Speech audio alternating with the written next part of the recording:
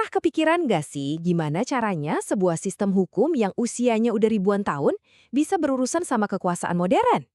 Nah, kali ini kita akan coba bedah hubungan yang cukup kompleks antara hukum Islam dan negara.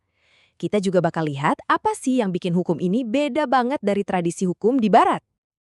Oke, pertanyaan utamanya sebenarnya ini. Apa iya sebuah hukum ilahi dari abad ke-7 masih relevan buat ngatur masyarakat kita yang super kompleks di abad ke-21 ini? Ini dia, teka-teki besar yang akan kita coba pecahkan bareng-bareng. Ini langsung membawa kita ke inti perdebatannya nih. Sebenarnya hukum Islam itu kayak gimana sih? Apa dia itu kayak batu yang nggak bisa digeser sama sekali, kaku dan abadi? Atau jangan-jangan dia lebih mirip pohon yang hidup, yang memang dirancang untuk tumbuh dan beradaptasi seiring waktu? Nah, di sini kita bisa lihat ada dua kubu pemikiran yang beda banget. Di satu sisi, ada yang bilang karena hukum Islam itu sumbernya dari wahyu, ya sifatnya absolut, udah final, kayak gunung, kokoh, dan gak akan berubah. Tapi di sisi lain, ada yang berpendapat justru di dalam hukum itu sendiri ada alat buat jadi fleksibel. Lewat konsep kayak ijtihad atau penalaran hukum ini jadi bisa menyesuaikan diri dengan zaman. Dan ini tuh bukan cuma debat akademis loh, ini ngaruh ke semuanya, dari hukum keluarga sampai perbankan syariah hari ini. Jadi kenapa sih ada yang berpendapat hukum itu sifatnya abadi? Pertama ya karena sumbernya ilahi, dianggap suci, nggak bisa diutak-atik. Kedua, kalau kita lihat sejarahnya, perkembangannya itu seringkali terpisah dari hiruk-pikuk politik negara, seolah-olah dia ada di dunianya sendiri. Dan yang ketiga, ada anggapan kalau nggak ada mekanisme atau cara yang jelas gitu buat mengubah hukum ini secara sistematis. Oke, dari perdebatan soal fleksibel atau tidaknya hukum tadi, otomatis kita jadi lanjut ke pertanyaan berikutnya yang gak kalah penting. Jadi sebenarnya gimana sih hubungan antara agama dan kekuasaan negara? Dan ini nih, yang bikin ada perpecahan pemikiran lagi. Pertanyaannya jadi, apakah Islam itu butuh sebuah negara untuk menjalankan ajarannya? Atau Islam itu sebenarnya lebih berfungsi sebagai kompas moral buat individu terlepas dari apapun bentuk pemerintahannya? Kubu yang satu bilang, oh jelas, perlu, mutlak.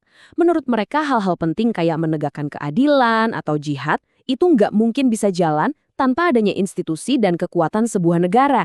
Jadi, dalam pandangan ini, negara itu ibarat alat yang krusial banget buat menerapkan syariat secara penuh.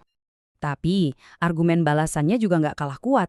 Sisi lain bilang, tunggu dulu, Al-Quran itu kan bukan buku panduan politik. Misi kenabian itu intinya soal pesan moral, bukan soal mendirikan kerajaan. Dari sudut pandang ini, kalau kita paksakan harus ada satu bentuk negara Islam, itu malah bisa membatasi sifat universal dari ajaran Islam itu sendiri. Biar kita lebih paham dari mana datangnya dua argumen yang berseberangan ini, kita perlu mundur sedikit nih, kembali ke akarnya. Komunitas Islam pertama di Madinah. Sebenarnya apa sih yang terjadi di sana? Lini masa ini nunjukin sebuah perubahan yang, wow, radikal banget.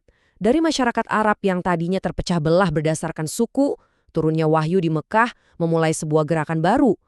Tapi titik baliknya itu adalah hijrah. Ini bukan cuma pindah tempat loh ya, tapi ini adalah lompatan besar dari komunitas yang tadinya tertindas menjadi arsitek dari sebuah tatanan sosial yang sama sekali baru di Madinah.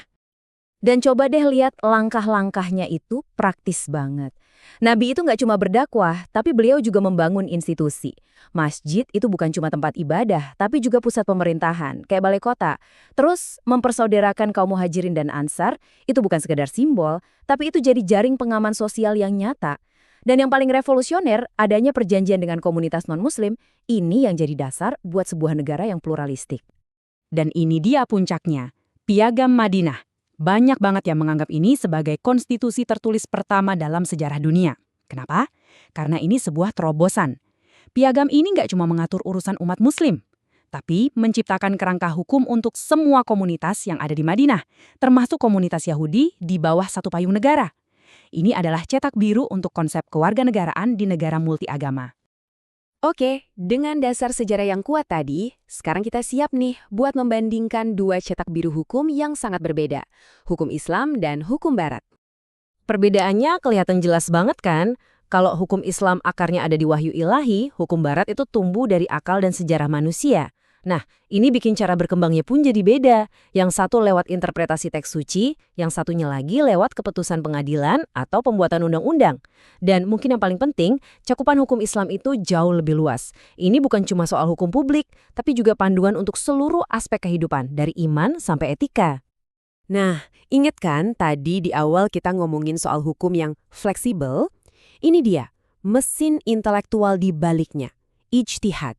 Ini adalah proses penalaran yang memungkinkan para ahli hukum untuk menafsirkan sumber-sumber utama dan menerapkannya pada tantangan-tantangan baru yang mungkin nggak disebutin secara eksplisit di teks-teks kuno. Tanpa ijtihad, argumen tentang fleksibilitas tadi bisa jadi runtuh. Oke, kita udah bahas sejarah, udah bahas teori. Terus, apa artinya semua ini buat kita di dunia modern sekarang? Yuk, kita lihat relevansinya hari ini. Ini bukan lagi cuma teori di atas kertas. Di negara seperti Indonesia, misalnya, kita bisa lihat interaksi ini terjadi secara nyata. Hukum Islam itu bukan cuma teks kuno yang tersimpan rapi, tapi udah diintegrasikan ke dalam sistem hukum negara. Dia mengatur hal-hal krusial seperti pernikahan, warisan, bahkan sampai ke perbankan syariah. Ini bukti hidup dari dialog yang terus berjalan antara agama dan negara modern. Dan ini membawa kita ke pertanyaan terakhir untuk Anda renungkan. Di dunia kita yang makin terhubung ini, di mana tradisi hukum Islam dan Barat akan terus-menerus bertemu dan berinteraksi, kira-kira masa depan hukum itu akan berbentuk seperti apa? Ini bukan lagi pertanyaan buat para ahli hukum aja, tapi buat kita semua yang hidup di masyarakat global ini. Terima kasih sudah menyimak.